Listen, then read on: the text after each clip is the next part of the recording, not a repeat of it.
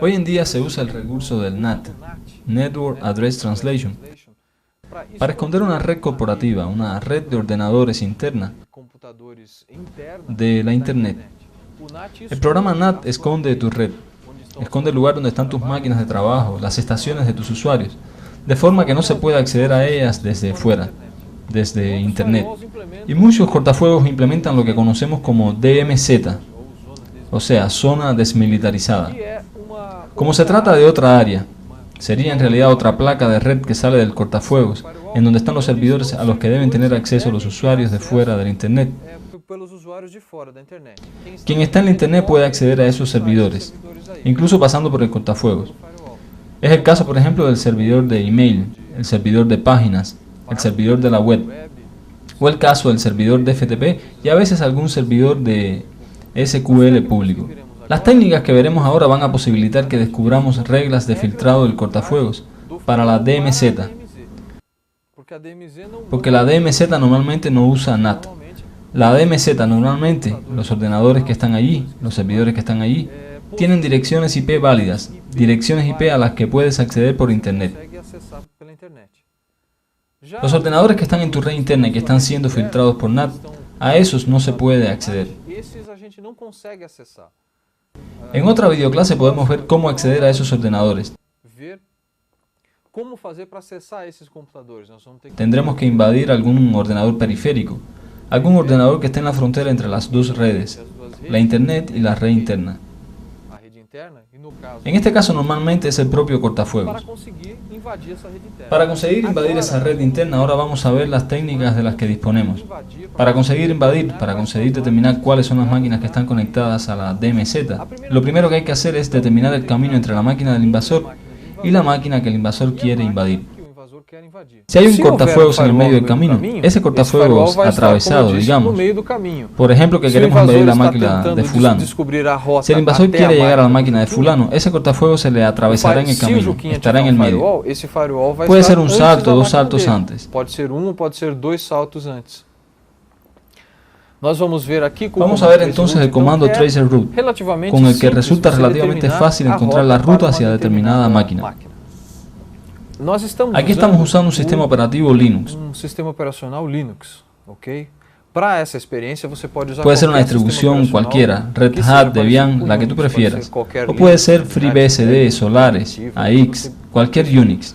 Como el Linux es más popular, es el que tenemos instalado aquí.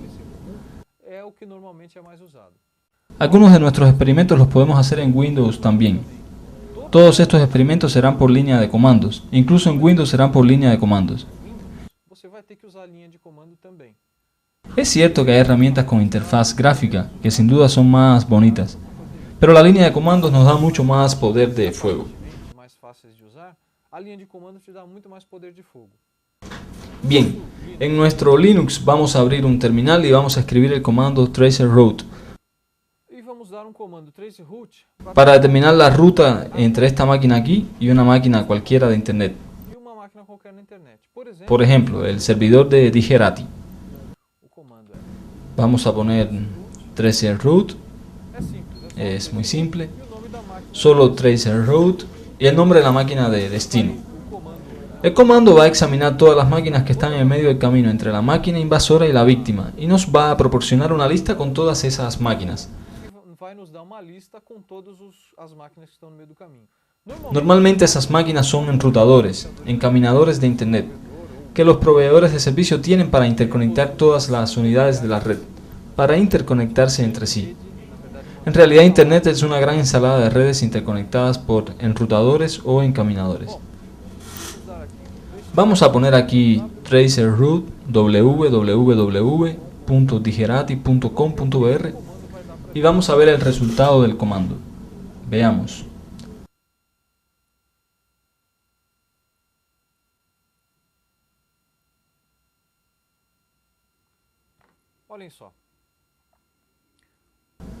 Lo que el comando nos ha dicho es que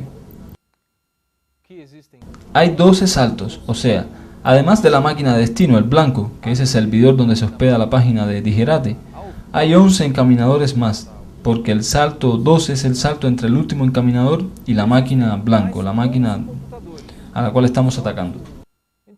Entonces tenemos 11 encaminadores, u 11 ordenadores, u 11 gateways o pasarelas, como quieras llamarlos, entre la máquina del invasor y la máquina blanco, que es el sitio de Digerati. Muy bien, ya sabemos cuál es la ruta, cuáles son las máquinas por las que nuestros paquetes pasan para poder llegar hasta allá. Algo interesante que siempre aparece en esa lista que nos arroja el comando traceroute es que el primer ordenador que aparece en la lista, el primer salto, es tu propia pasarela de internet, o sea, la máquina, el enrutador que conecta tu propio ordenador a la internet. Si estás en una red corporativa, una red que se conecta al internet mediante un encaminador simple, y dentro de esa red usas los números inválidos, o para ser exactos, aquellos números no enrutables en internet, vas a obtener uno de esos números, el número interno del primer salto, que es el número de la interfaz de red de aquel encaminador que conecta tu red interna a internet. En nuestro caso aquí, nuestro encaminador es 192.168.1.161, que es una dirección de red interna. Esta es la dirección de nuestro enrutador, que es el que está más cerca de nosotros. El salto 11, que es el salto anterior a la máquina de destino, que es el servidor web de Digerati, es muy probable que sea el encaminador de ellos, del proveedor donde está instalado el servidor de Digerati. Si esa máquina es el encaminador, es alta también la probabilidad de que esa máquina sea la pasarela. Ojo, es alta, pero eso no quiere decir que lo sea realmente. Es eso, probable. Pueden ver que en el salto 10 tuvimos un error. A pesar de que el programa trató de examinar esa máquina, no pudo. Y sin embargo lo logró en el salto 11. Eso puede deberse a varios motivos. Puede ser que el enrutador del salto 10 haya sido configurado para no devolver mensajes de ICMP. Y entonces nuestro traceroute no tiene cómo determinar su dirección de IP. Puede ser que esté mal configurado, o que se haya producido simplemente un error en la red, o cualquier otra razón. La cosa es que los saltos intermedios, a pesar de que pueda ser bueno, por curiosidad, saber por dónde transitan los paquetes, la cosa es que ellos no son tan importantes para nuestra actividad en sí, que consiste en tratar de determinar las reglas de filtrado de cortafuegos. Y en nuestro caso, si hay un cortafuegos ahí donde el sitio de Digerati está hospedado, lo cierto es que no está filtrando mucha información. Pero podemos ver otro ejemplo donde el filtrado es mucho mayor. Se trata de un bloqueo del cortafuegos que no nos permite saber qué es lo que hay detrás de él. No nos deja saber cuál es la topología de la red que está por detrás, a pesar de que nos permite entrar. Un ejemplo de eso nos lo da el sitio de Microsoft en Estados Unidos. Este sitio está protegido por un cortafuegos. Y aunque nos permite el acceso, nos permite conectarnos al sitio y navegar por sus páginas, no nos da la posibilidad de hacer más nada. No nos permite dar un comando ping para descubrir si el servidor está en el aire. No nos permite dar un traceroute para determinar lo que hay por detrás, etc. O sea, es más o menos restrictivo. Vamos a dar ese mismo comando en el sitio de Microsoft.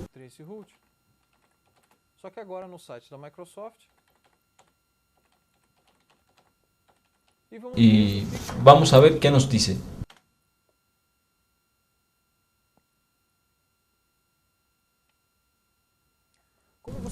Como pueden ver, a partir del salto 18, nuestro traceroute no nos da más resultados. El comando logró dar resultados de la ruta entre la máquina del invasor y la máquina de Microsoft solo hasta el determinado punto en que termina el sitio, el dominio MSN. Tenemos aquí algo.algo.msn. Te sugiero que hagas la prueba para ver el resultado. A partir del salto 18, sin embargo, el comando no detecta más nada, y el programa va hasta el salto 30 sin lograr determinar nada. ¿Por qué sucede esto? Esto pasa porque en el propio salto 18, en aquel encaminador que sigue al 17, que es el último que vemos, hay un encaminador que no permite que hagamos traceroute o ping de ahí hacia adentro, incluso contra el mismo. Es decir, las reglas de filtrados cambian aquí. Tenemos entonces, si queremos determinar cómo es .msn, Te sugiero que hagas la prueba para ver el resultado.